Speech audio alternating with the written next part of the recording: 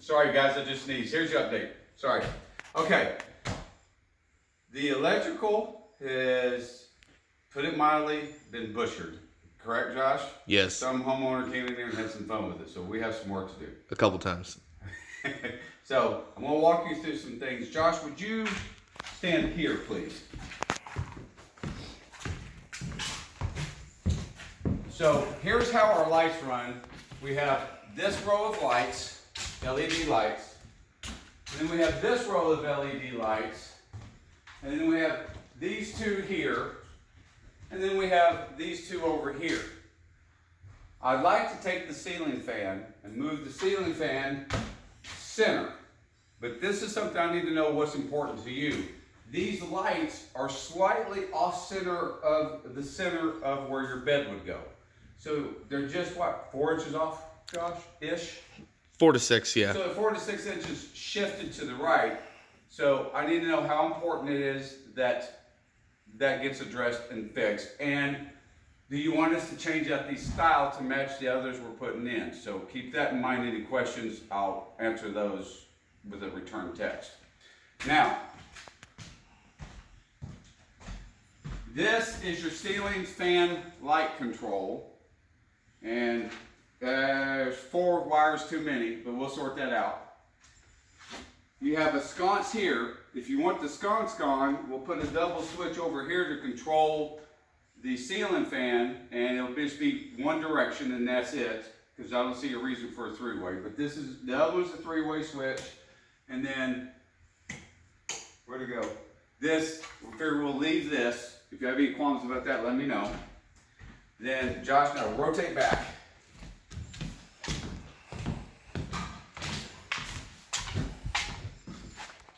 We have these 3 mini cans here.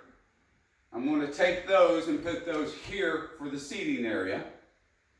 And then all the switches, the 3-way switches and the thermostat and everything, I'm going to put on the inside of this door so it's not around the TV area or anything like that. Especially the thermostat, I don't want it near the fireplace. So I'll make sure okay with that. Now come a little closer, Josh. Oh, I'm going to sneeze again. Do you want the ceiling fan left in here? Because what we're going to do is put 4 cans in here, and we need to know whether or not you want the ceiling fan in here or not. Now come even closer, Josh. Come over here now.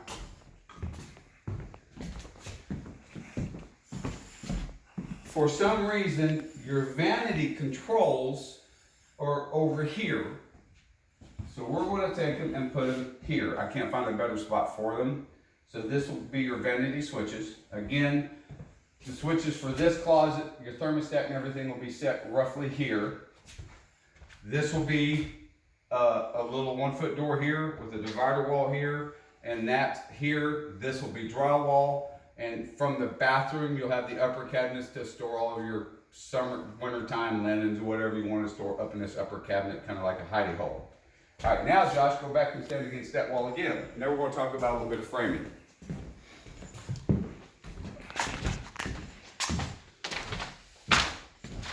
Using the upstairs, I'm going to talk loudly. Using the upstairs doors, which is 30 inches, we'll put your bathroom pocket door right here that will slide like this into this pocket. Now that puts, this is your fireplace. So imagine this is your fireplace. That puts the door roughly 4.5 feet this way. Now, the way we have it framed now is right here. We'll put a stud right here. This will be the start of the door going into the closet and leave us all of this room for your sitting area.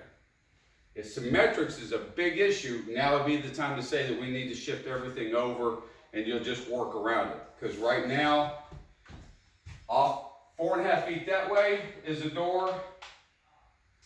21 inches this way is a door. So it's not centered and symmetrical on this wall. I need to know your importance on that. Oh, one more thing. Here, I've already ordered it.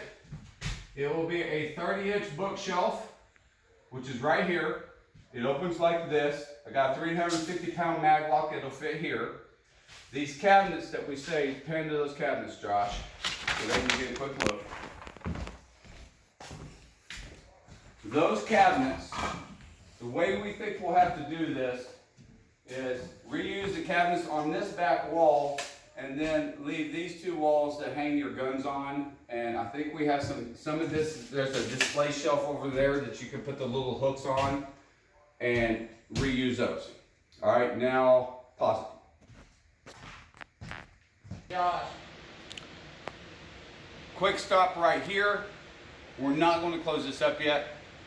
We have the intricate faucet for the guest bath upstairs and everything. We want to keep our access here until the tile is complete, just in case we have to do something underneath, because I don't want to work something over twice. All right, just keep it rolling. Let's pan over to here. All right, so get in here nice and tight so they can see this. Somebody northern built this house. If you see the mold, up north, you use plastic. When you frame in walls, you put fiberglass on, you put plastic and it stops cold weather condensation. The opposite effect happens in the south. You never use plastic. So we're gonna take this down and we'll spray this with bleach. It'll be fine. Just when you know it's there. Also, come in here. We went ahead, we had to skin the rest of this because we found out that there's missing all kinds of insulation in here. I think this panel was missing insulation. This didn't have any insulation, so we went ahead and skinned it, so we go ahead and fix that. And Josh, stand right here. All right, so the way we're going to frame this in is we're going to come off here 3 feet, come across the distance of your refrigerators, close it back into here. Josh needs to run 2 dedicated circuits to the panel to run your wine fridges. So your wine fridge case will be here. We're going to do a case opening with 1x6, and this is where it's important. I want to make sure you're okay. I want to make it 2 inches bigger on this side, and then about 3 inches too big on the top so that the units can breathe. If I close it in where it's perfect like you do your like that Sub-Zero is, they won't breathe and they'll cut the lifetime down by at least half. What do you say, Josh? Yes. At least half. All right, so with that done, that leaves this. We'll put in a 4-foot wide coffee bar here. So 4 feet of cabinets is what we need. And then we will frame this down, probably what, 1 foot, Josh? Right about, yeah, just enough to. So I'll come down 1 foot right here, and this will be come down and into a 2-foot cavity down. So we'll have our coffee bar here, and then this ceiling will come down so we can wrap this entire corner in the trim pieces. And there we can do your floating shelves, whatever you want, things of that nature. That covers this area, correct? Yeah. Now I want you to hear one thing. Put the phone close to here. Oh, you can hear it from here. Can you hear it from here? Yeah. That is your air conditioning system whistling like crazy because they don't have enough air return. And hopefully with us splitting these air returns up, it's going to calm some of that down. No wonder they did this because they just simply choked the system out. All right, now stand here. Now you want this light removed, obviously. And I'm assuming you want us to tie the cans in. And here's a key point. This is the new style of can light versus what you have in your bedroom. So if you want this in your bedroom changed out, let us know now. And yeah, there'll be an upcharge, but you know, it is what it is. All right, pause it and let's go upstairs. Okay, now we're upstairs in the girls' bath. Here's your niche, shower valve, shower head. We'll go up here. Come close so she can see this, or they can see this. This is the style of drains we put in. You see how big it is, and you see this material? This bonds so well that we've never had one leak. Knock on wood. Anything can happen, right? Here's your bench. Here's your wall. Turns out this is blowing air from the exterior really bad, so we tore the insulation out and we sealed this up with caulk to keep insects out. It'll keep this more stabilized during the winter, things of that nature. We are waiting on the cabinets. We need the cabinets designed so we can get this thing locked in. The Hardy back installers, they'll be here in the morning. All right, let's go. Keep it running. Come on in here. We're putting all this back now. So as you can see, it's just a smaller opening. It'll look exactly the same. And we don't have this closed in, but obviously because they're doing drywall. All right, come on in here. Oh, you want it straight through. All right, first shoot here. We've got this ready for your light. There is a wire back here. There's your toilet, ready to go. This is the size of your door. Shower valve assembly set up and ready to go. Here's your niche here. Here's your drain here. And then coming on through, just walk on through, Josh. And then however you want to film it. Here's the guest niche, shower valve, shower head. This is where the curb sets in the green strip here. This will all be glass, of course. This is ready to go. This gives you a better idea of what this will look like as it's completed. I think it's coming out pretty cool, especially with that faucet setting there. We're going to do the tile, then we're going to drill a hole for the faucet because it's a one-shot deal. All right, now keep filming, Josh, and go to the other end of the room. This is how much space we gained by tearing this out. So I'm 6'3". I'm thinking, and tell me if you disagree, we'll reframe a wall roughly here, and that's where the TV can mount. But from here all the way back to that pocket, we have 4 feet of shelf space we can take advantage of. We could literally take 4x8 sheets of plywood and make you shelves that go all the way back, right, Josh? Just build boxes, basically. Yep. And then we'll have a wall 6'3" tall here, unless you want it taller, whatever you want. So just visuals, I'm 6'3", and that would put the TV here, but the TV would be against the slanted ceiling. Josh, you're looking at me funny. Am I doing something wrong? No. You got your eyebrows off early. So it's either that or just reframe this and turn it into an entertainment center. Y'all's call. But that shows you how much extra space is really back up in here. All right. Now pause it, because now we're gonna go downstairs. Josh just saw it. His eyebrows was furrowing because he saw it. I wasn't looking from this side. This is a header, and this is a double plate wall. This might be load bearing to carry this ceiling. I'm going to talk to the framer and see what he can do. So we may have one of these. You know, it may be a bump. We may have to either put a beam in here, or we may have to just accept this and frame this as an entertainment center. So we'll get back on that. But still, tell me your desires. If this is your hope at 6'3", we'll do what we can to move it down.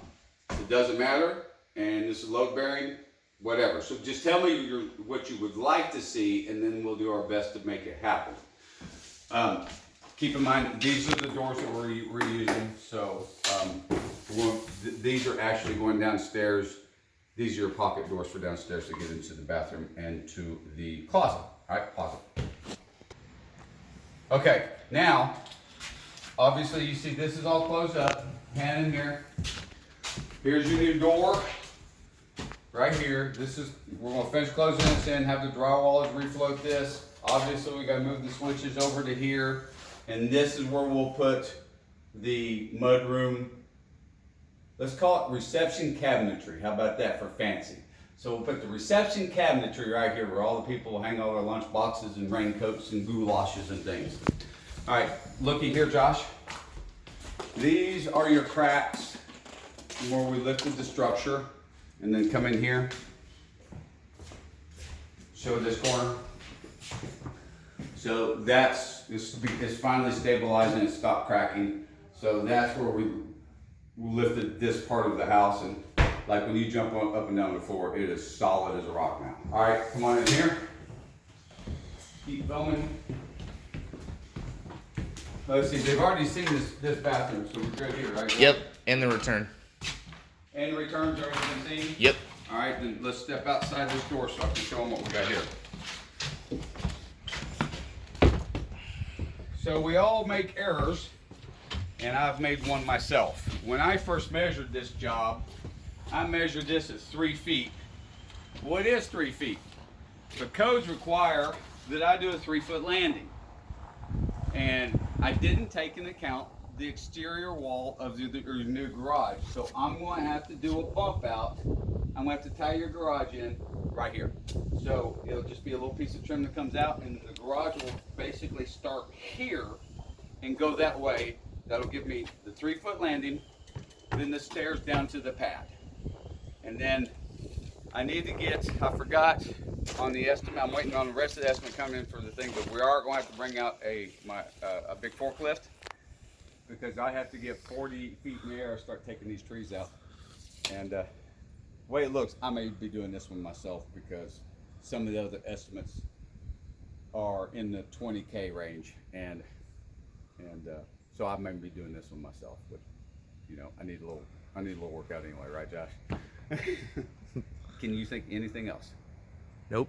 I think that's it. Shut We're it good. down.